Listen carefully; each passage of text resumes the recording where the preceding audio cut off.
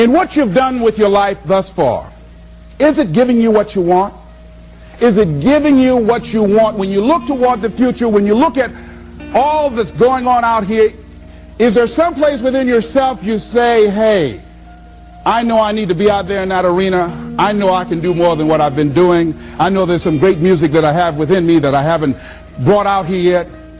Is that something that you begin to look at within yourself? See, I say if you look at your life, and if you're not getting what you want, you owe it to yourself to do something differently. If you're on a job, 85% they say of Americans go to jobs that they're unhappy. If you're doing something 8 hours a day that you don't like, it's not giving you what you want, it's not giving you a strong feeling of satisfaction and fulfillment, you're miserable, you hate to go there, you're depressed just thinking about it, you sing the "Thank God It's Friday" song every week. If that's what it is, you owe it to yourself to start strategically working to change directions. See, but you know what most people will do? Most people will resist change. Most people will fight change as if change would be worse than what they're experiencing. See, they know this. They're familiar with this. Most people will not challenge the unknown. They won't just step out there. See, there's certain things that's got to be in place. They got to see it all together. And life isn't like that. That's not how you grow. So as you look at your life, you're saying, I'm not getting what I want. As you begin to look toward the future, begin to know that whatever it takes for you to create that, you've got that in you. You've got that. You've got genius in you. You've got goodness in you. You've got creativeness in you. If you decide to take the initiative to change the current quality of your life, I say to you that you will find that the universe is on your side, that life is on your side. Now, will it be turbulent? Yes. Will it be easy? No, no. Will you have some opposition? Yes. Will I make a lot of mistakes? Yes. Will I get hurt? Yes.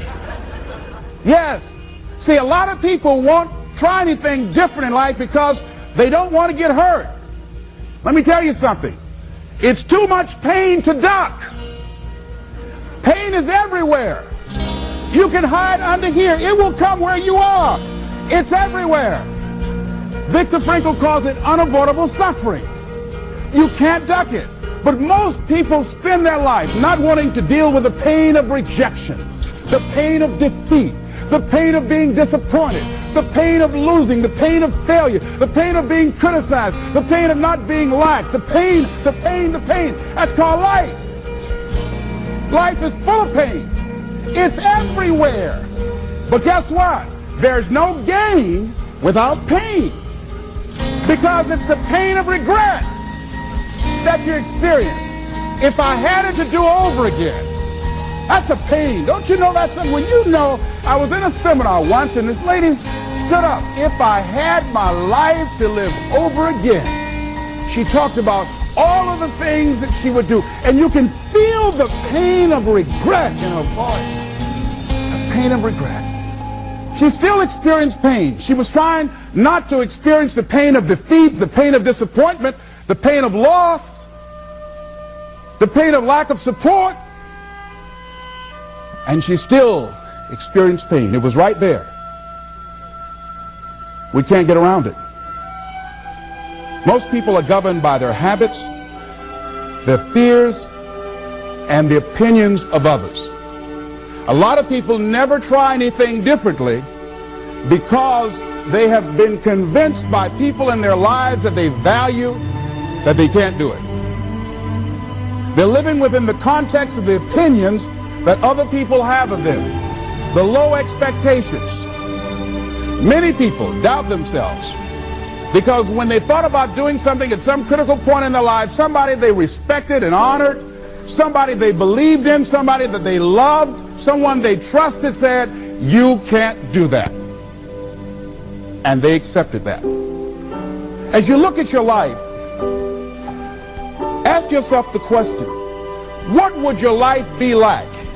What would your life look like if you decided not to care what people thought of you? What would your life be like if you decided to give up some of your fears? What would your life be like if you decided to become courageous? What would your life be like? If you decided to act on your dream, if you did what you felt in your heart. You know what courageous means? Tom Rusk and Randy Reed said. They said that courage comes from a French word which means of the heart.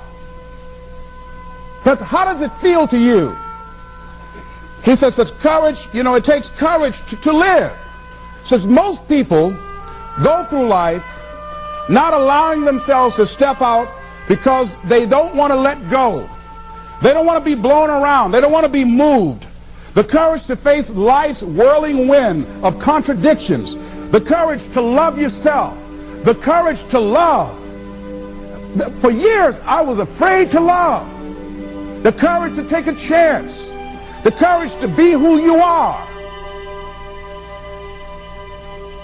He says courage isn't for somebody else, for medals, applause, or moral debts. Courage is what at that moment feels most right for you. Not just situational ethics, but what feels right in your heart, the word of the heart, what feels right in your heart. One great philosopher says, cowards die many times before their deaths. The valiant never taste of death but once. What does that mean? The valiant people aren't afraid? No, no, no. It means that they experience that fear and they move forward. They move forward anyhow. Many people are dead now. Many people are allowing their dreams to die. Many people are allowing the ideas to lie dormant and collect dust. Many people have all this talent and ability that they are allowing to be buried inside of them, that they will take with them to their graves because they didn't have the courage to be who they are. And I say, as you begin to look toward the future and manifesting your greatness, it's going to take everything in you, that your life deserves the concentrated effort to begin to look at how is it that I can express more of me? How is it that I can bring my ideas out here now? How is it? And start living with a sense of urgency, because you're here today, you're gone today. Life is unpredictable. It's uncertain. There are no guarantees. No guarantees out here at all. So holding back, what are you waiting on? Ask yourself, what's the benefit of your waiting? What's the benefit of your not living your dream? What's the benefit of not listening to yourself? Oh, please, listen to yourself. You know the feelings. If you start listening to the feelings in your heart, and I'm doing it now more every day, I find that my feelings, I can trust them. And I say to you that as you look toward the future, you look at life on a daily basis, if there's something that you have been given, if you've heard something within yourself that you know that what you're doing now doesn't fit for you, it doesn't work for you, it's not giving you what you want, and there's something else that you want to do, don't allow that inner doubt in you to talk you out of it, to build a case on why you can't have it, to tell you why you're not good enough. You ignore that inner voice and all of the external voices. Don't judge the possibilities for what you can do based upon the circumstances, because the circumstances won't determine who you are. Don't determine what you're able to do based upon your resources. Don't determine what's possible for you based upon where your life is right now. Where your life is right now is not you. That's just what it is right now. But the possibilities for you are unlimited. If you're in a rebuilding process, it's unlimited. If you're coming back from adversity and devastation, it's unlimited of what you can do.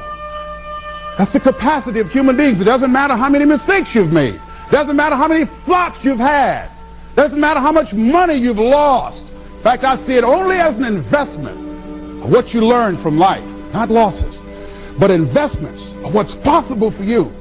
And I say to you that once you start listening to yourself, and as you begin to act on your dream, as you start just trying to find your way, doing what you can with what you have, you will start seeing things opening up for you. You'll start attracting people. You say, where'd they come from?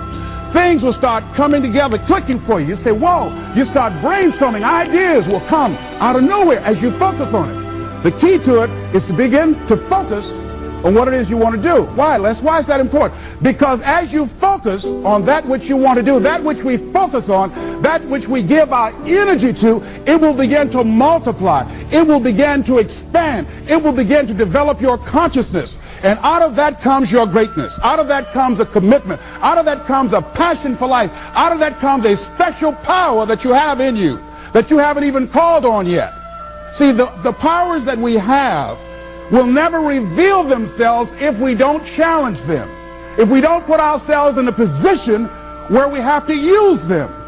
So one of the most important things is reading a book that's a really interesting book called Instant Millionaire, and the guy said, put yourself in a position where you can't retreat, where it's do or die, sink or swim. Here's what you'll find out. You'll develop incredible swimming skills. You'll find yourself stroking unlike you've ever seen before. Through the inspiration of desperation, you'll become more creative than ever before. So what is it? How do we handle that whole piece? Throw your whole self into it. See, most people go at it tentatively. They don't give all their stuff. They don't concentrate. They don't put everything they've got in them. One guy wrote a book called All You Can Do Is All You Can Do. And all you can do is enough. But he said, make sure you do all you can do. And if we're honest this evening, we know that we haven't done all we can do. So as we look at the future, we can decide that from this day forward, as I look at my personal relationships, if I look at my professional relationships, if I look at my family relationships, as I look at all the dimensions of my life, looking at myself mentally, emotionally, and spiritually, I'm going to do all I can do to develop me, to bring my talent out here, to make a contribution to life.